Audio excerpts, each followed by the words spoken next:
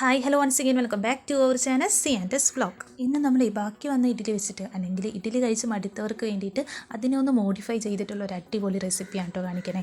അപ്പോൾ ആദ്യം നമ്മൾ കുറച്ച് ചെറിയ ഉള്ളി എടുക്കുന്നുണ്ട്. അപ്പോൾ ഇന്ന് രാവിലെ ഇവിടെ ഇഡ്ഡലിയും ചമ്മന്തിയായിരുന്നു കേട്ടോ. അപ്പോൾ ഇഡ്ഡലി കഴിക്കാനായിട്ട് ഇഷ്ടമില്ലാത്തതുകൊണ്ടല്ല, പക്ഷേ എന്തോ ഇന്ന് കഴിക്കാനായിട്ട് തോന്നിയില്ല. അപ്പോൾ നമ്മൾ വിചാരിച്ചു അതിനെ വേറൊരു റെസിപ്പിയാക്കി മാറ്റിയിട്ട് നമുക്ക് കഴിക്കാമെന്ന്. അപ്പോൾ പെട്ടെന്ന് തന്നെ റെഡിയാക്കി എടുക്കാൻ പറ്റും, പിന്നെ അത്യാവശ്യം നല്ല ടേസ്റ്റാണ് കേട്ടോ. എപ്പോഴും ഇങ്ങനെ ഇഡ്ഡലിയും സാമ്പാറും അല്ലെങ്കിൽ ഇഡ്ഡലിയും ചമ്മന്തിയൊക്കെ കഴിക്കുന്നവർ ഇടയ്ക്കൊക്കെ ഒന്ന് മാറ്റി പിടിക്കുക കേട്ടോ. ഇങ്ങനെ ഒന്ന് ചെയ്ത് നോക്കാം, നല്ല അടിപൊളിയാണ്.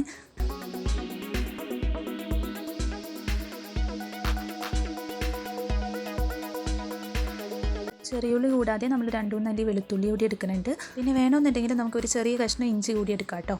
ഞാനിപ്പോൾ ഇഞ്ചി എടുക്കണില്ല.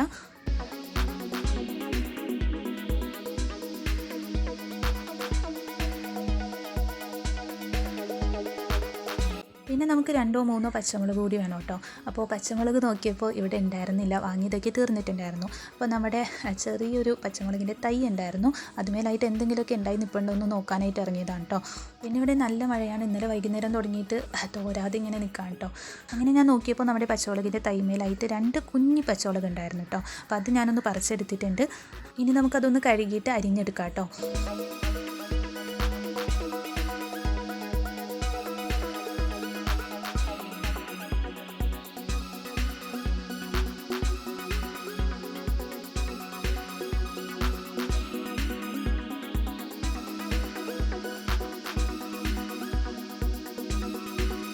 ഇപ്പോൾ ഇതുപോലെ നമ്മൾ ചെറുതായിട്ടൊന്ന് അരിഞ്ഞെടുത്തിട്ടുണ്ട്. ഇനിയിപ്പോൾ കുറച്ച് കറിവേപ്പില കൂടി വേണം കേട്ടോ. അപ്പോൾ അതെടുക്കാൻ വേണ്ടിയിട്ട് വന്നാണ്.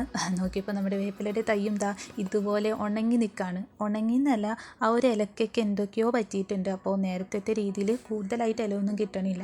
അപ്പോൾ അതിന് എന്തെങ്കിലും ഇനി വളങ്ങളൊക്കെ ചെയ്ത് കൊടുക്കണം. പിന്നെ വേറൊരു ചെറിയ തൈ കൂടി നിൽപ്പുണ്ടായിരുന്നു. അപ്പോൾ അതിൽ നിന്നായിട്ട് ഞാൻ 2 തണ്ട് കറിവേപ്പില പറിച്ചെടുത്തിട്ടുണ്ട് കേട്ടോ. അങ്ങനെ നമ്മുടെ സ്പെഷ്യൽ ഇഡ്ഡലി റെസിപ്പി റെഡിയാക്കാനായിട്ട് അത്യാവശ്യം വേണ്ട കാര്യങ്ങളൊക്കെ ഇതുപോലെ ഒന്ന് എടുത്ത് വെച്ചിട്ടുണ്ട് കേട്ടോ. ഇനിയിപ്പോൾ നമുക്ക് മെയിനായിട്ട് വേണ്ടത് ഇഡ്ഡലിയാണ്. പിന്നെ ഒരു മിക്കവരും പറയുന്ന പോലെ പൂ പോലത്തെ ഇഡ്ഡലി എന്നൊന്നും പറയാൻ പറ്റില്ല കേട്ടോ. ദേ ഇങ്ങനത്തെ ഇഡ്ഡലിയാണ് ഇവിടെ ഉള്ളത്. അത് നമുക്ക് ചെറിയ പീസായിട്ടൊന്ന് കട്ട് ചെയ്ത് കൊടുക്കാം കേട്ടോ.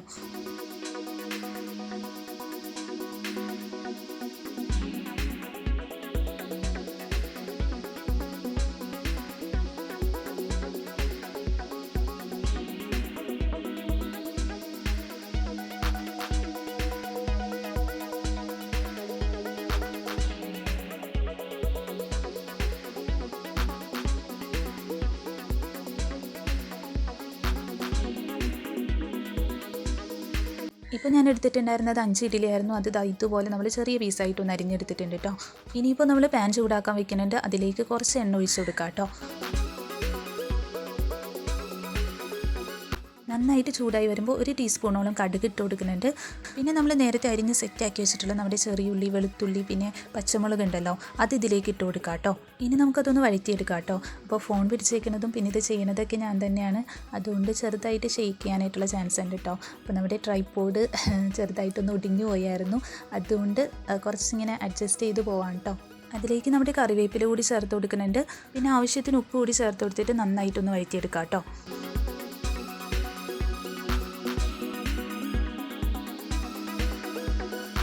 ഇനി പൊടികളിൽ നമ്മൾ മഞ്ഞൾപ്പൊടി മാത്രമേ ചേർത്ത് കൊടുക്കുന്നുള്ളൂ. നിങ്ങൾക്ക് വേണമെന്നുണ്ടെങ്കിൽ മുളക് പൊടിയൊക്കെ ചേർത്തെടുക്കാം കേട്ടോ. അപ്പോൾ അത് നമ്മുടെ മസാല ഇഡ്ഡലിയുടെ റെസിപ്പി ആയിട്ട് മാറും.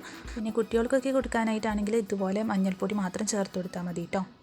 ഇനിയിപ്പോൾ നമ്മൾ അരിഞ്ഞു വെച്ചിട്ടുള്ള ഇഡ്ഡലി ഉണ്ടല്ലോ, അത് ചേർത്ത് കൊടുക്കാം കേട്ടോ. എന്നിട്ട് നന്നായിട്ടൊന്ന് മിക്സ് ചെയ്ത് കൊടുക്കണം. അപ്പോൾ ആ ഒരു സമയത്ത് വീഡിയോ എടുക്കാനായിട്ട് ഞാൻ അമ്മേനെ വിളിച്ചിട്ടുണ്ടായിരുന്നു. ഇഡ്ഡലി ചേർത്ത് കഴിഞ്ഞിട്ട് നമുക്കൊരു 5 മിനിറ്റോളം മീഡിയം ഫ്ലെയിമിലിട്ടിട്ട് നന്നായിട്ടൊന്ന് ചൂടാക്കി എടുക്കാം കേട്ടോ.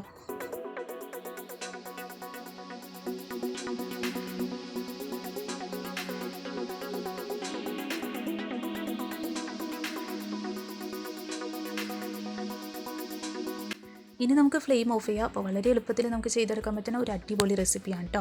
ഇത് നമുക്ക് ബ്രേക്ക്ഫാസ്റ്റ് ആയിട്ടും ഈവനിങ് സ്നാക്കായിട്ടും കഴിക്കാം. അപ്പോൾ എല്ലാവരും ഒന്ന് ട്രൈ ചെയ്ത് നോക്കാം കേട്ടോ. അപ്പോൾ ഇന്നത്തെ നമ്മുടെ വീഡിയോ ഇത്രയേ ഉള്ളൂ. ഇഷ്ടമായിട്ടുണ്ടെങ്കിൽ ഒന്ന് ലൈക്ക് ചെയ്യാം കേട്ടോ. ചാനൽ സബ്സ്ക്രൈബ് ചെയ്യാത്തവരുണ്ടെങ്കിൽ ഒന്ന് സബ്സ്ക്രൈബ് ചെയ്യണേ. Thank you for watching.